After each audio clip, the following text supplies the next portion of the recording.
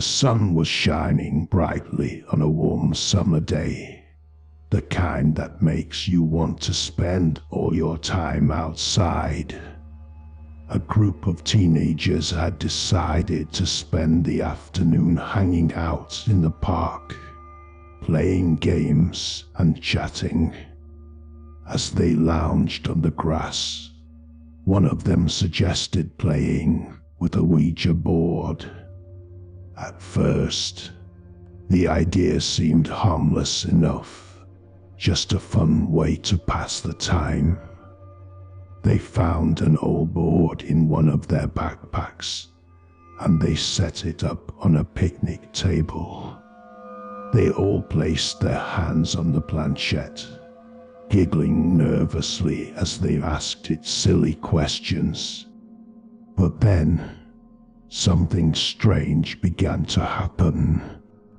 The planchette started moving on its own, spelling out words that none of them were touching. At first, they thought it was just one of their friends playing a prank. But as the board continued to spell out ominous messages, they realized something was wrong.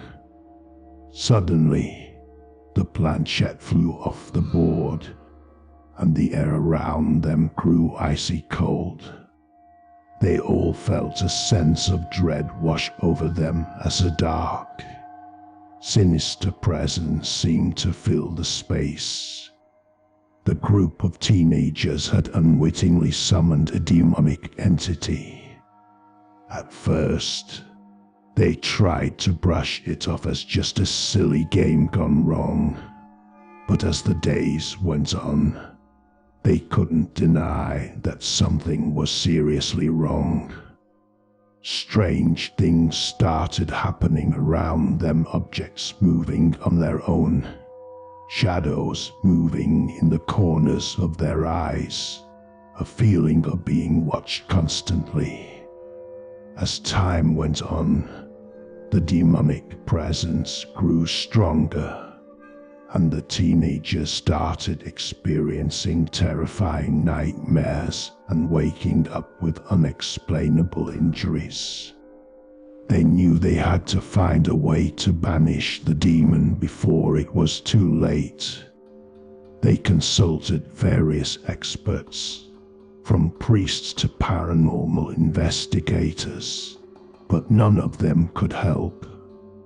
The demon seemed too powerful, too entrenched in their lives. The teenagers tried everything they could think of: burning the board, performing exorcisms, even trying to ignore the entity in the hopes that it would go away. But the demon refused to leave them alone. It seemed to feed off their fear and misery, growing stronger with every passing day. The teenagers knew that their time was running out, and that they had to do something drastic to banish the entity before it destroyed them all. And so, they gathered together one last time, determined to face the demon head-on. They armed themselves with whatever they could find: candles, salt, holy water, and they set up the Ouija board once again. They knew that this time, they had to be stronger than the demon, more determined than ever before. As they began the summoning ritual, the air around them grew thick with darkness, and the temperature plummeted.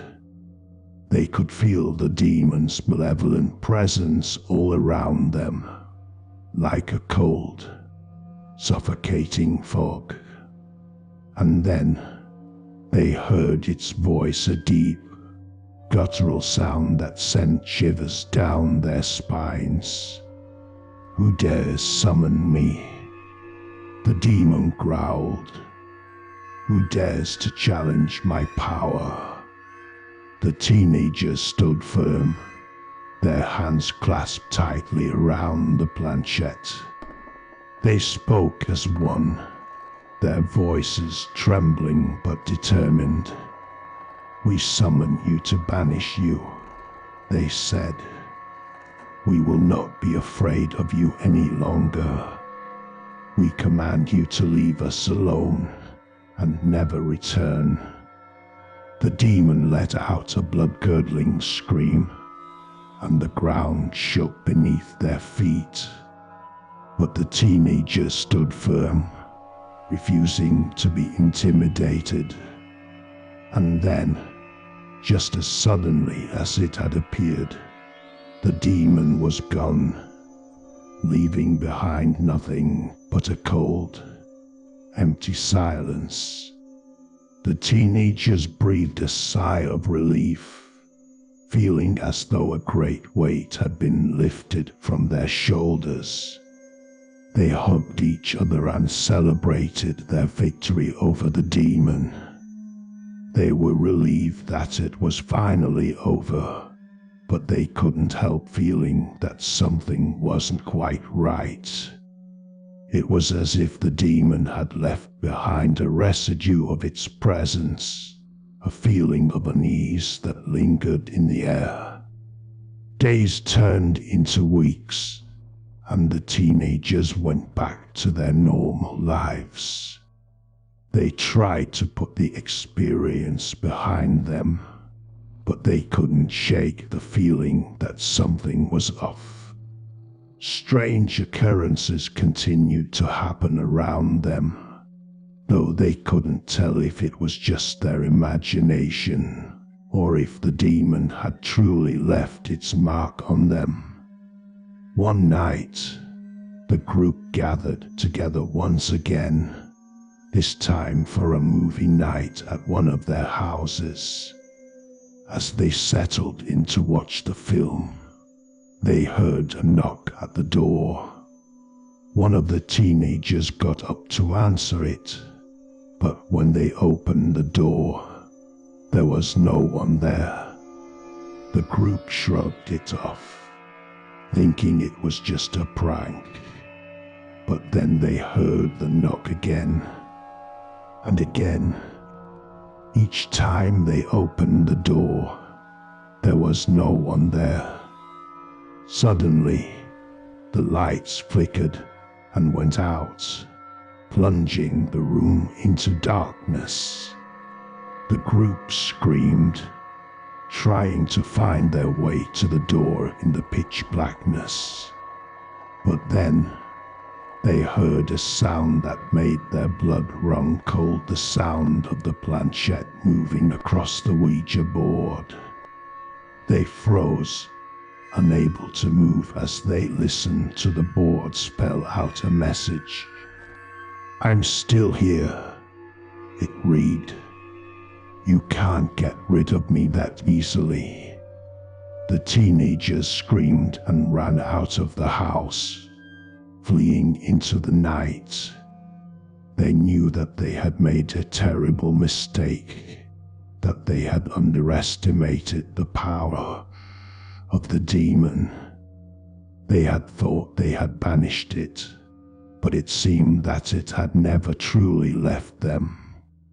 From that day forward, strange things continued to happen around them, each one more terrifying than the last.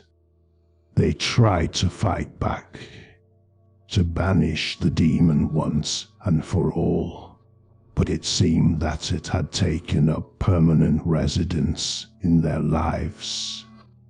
As the years passed, the teenagers grew old and went their separate ways, but the demon remained a constant presence in their lives.